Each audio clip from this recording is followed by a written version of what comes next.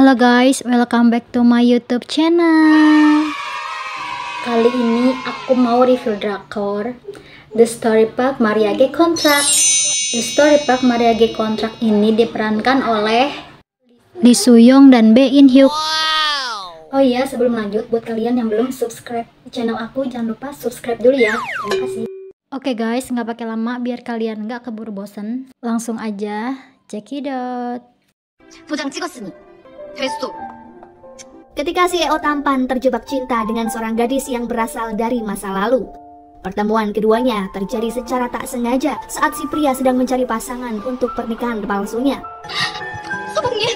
Bagaimanakah kisah cinta keduanya yang awalnya membenci namun berubah menjadi cinta? Langsung saja ke alur ceritanya. 일단 손 좀 참죠. Kang Tae-ha adalah pemuda tampan wakil CEO perusahaan yang dikenal ambisius dan perfeksionis. Setelah kedua orang tuanya meninggal, kakeknya yang bernama Tuan Kang ingin cucunya mewarisi perusahaan yang diketahui bergerak di bidang seni dan fashion.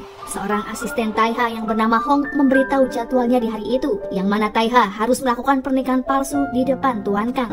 Hal itu terpaksa ia lakukan lantaran sebuah syarat yang harus Tae-ha penuhi sebelum kakeknya menjalani operasi di luar negeri. Padahal sampai detik ini Tae-ha belum pernah sekalipun menjalin hubungan dengan seorang wanita.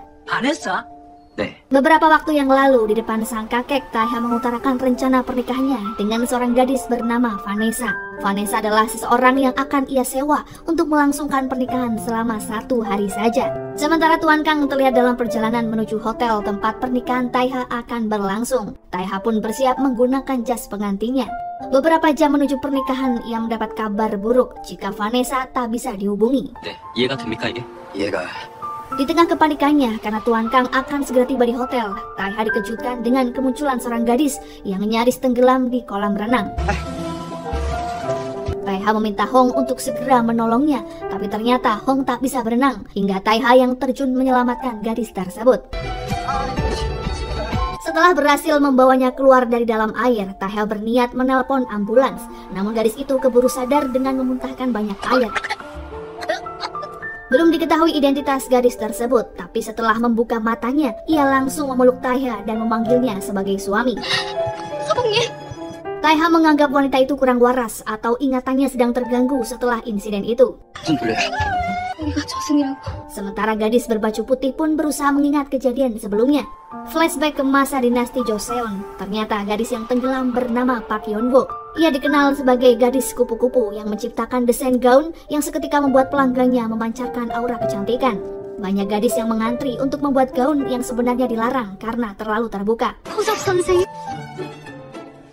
Bisnis itu pun ia jalani secara sembunyi-sembunyi dengan pemilik toko kain. Ibu Yeon-woo sangat kecewa karena di usia putrinya yang kini sudah dewasa, seharusnya ia sudah berkeluarga. Tapi pada kenyataannya, sudah banyak mak comblang yang diusir oleh Yeon-woo karena ia selalu berakting sebagai gadis yang kurang waras dan memiliki penyakit menular. Kegiatan Yeon-woo yang menjadi penjahit membuat pelayannya yang bernama Saewol cemas. Apalagi jika sampai warga tahu jika gadis terhormat seperti Yeon-woo justru tertangkap tangan melakukan pekerjaan melanggar etika. Namun Yeon-woo tak mau ambil pusing karena ia hanya ingin menyalurkan hobi. Di lain tempat terlihat seorang pemuda bernama Kang Tae-ha. Ia terlihat sedang melukis seorang gadis cantik pujaan hati. Terlihat gadis itu sangat mirip dengan Yeon-woo. Ibu tirinya membawa kabar jika dalam waktu dekat ia akan menjodohkan Tae-ha dengan seorang gadis dan segera menentukan tanggal pernikahan.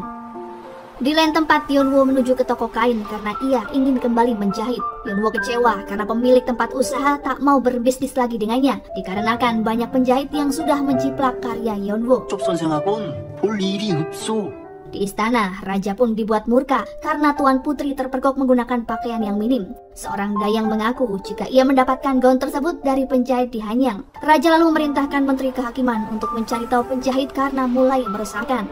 대체 형들은 뭘 하는 게요? Yeon-woo kembali menawarkan koleksi bajunya pada tempat pemilik usaha. Namun sayangnya, saat itu Departemen Kehakiman sedang melakukan sidak dan membakar semua pakaian yang dianggap tak pantas. 이놈을 당장 끌고 가고 이 숭배스러운 것들을 모두 태워라. Keberadaan Yeon-woo juga diketahui petugas sehingga ia menjadi sasaran untuk segera ditangkap. Tae-ha rupanya mengetahui jika Yeon-woo sedang dalam bahaya sehingga ia membantunya untuk kabur. Hingga pada akhirnya di jalan buntu ia bertemu dengan seorang wanita bangsawan yang membantunya bersembunyi di dalam tandu. 아무도 보지 못했습니다. Wanita itu diketahui bernama Chon Myung yang juga pemilik tempat Gisaeng. Ia mengaku memiliki kemampuan melihat masa depan. Saat itu ia melihat takdir yang akan dialami oleh Yeonwoo. Tanpa sepengetahuan Yeonwoo, Kang Taeha adalah pria yang akan menjadi calon suaminya. Hingga di hari pernikahan, Yeonwoo tak mengetahui siapakah pria yang akan menikahinya. Berbeda dengan Taeha yang sudah mengetahuinya sejak awal. Sawol dibuat terkejut ketika melihat suami majikannya adalah pemuda yang sangat tampan. Saat malam pengantin tiba, secara mengejutkan Taeha ingin mengakhiri pernikahan dengan alasan yang mencengangkan. 미안합니다. Ia mengaku jika keluarganya telah menipu keluarga Yeonwoo karena Taeha memiliki penyakit jantung yang bisa meninggal kapan saja. 나원의 가문이 Yeonwoo seolah tak peduli, ia akan membantu Taeha untuk sembuh dan tak ingin berpisah. Rupanya sebelum pernikahan, Yeonwoo sudah bertemu dengan Taeha sehingga ia jatuh cinta pada pandangan pertama. Naas di malam itu juga, Taeha tiba-tiba mengalami serangan jantung hingga ia tewas seketika. Kemalangan yang dialami Yeonwoo membuat keluarganya bersedih karena pernikahan itu sebenarnya sudah lama diidamkan oleh mereka. 그래서 그런 거짓말을 하나.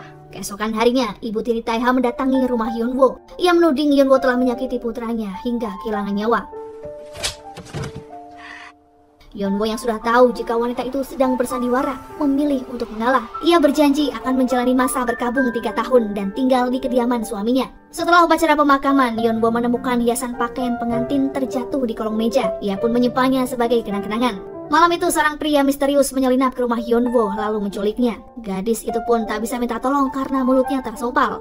Ternyata pelaku menceburkan tubuh Yeonwoo ke dalam sumur yang masih berada di sekitaran rumahnya. Yeonwoo tenggelam sembari menggenggam setangkai bunga yang tak sengaja ia potek dari pohon.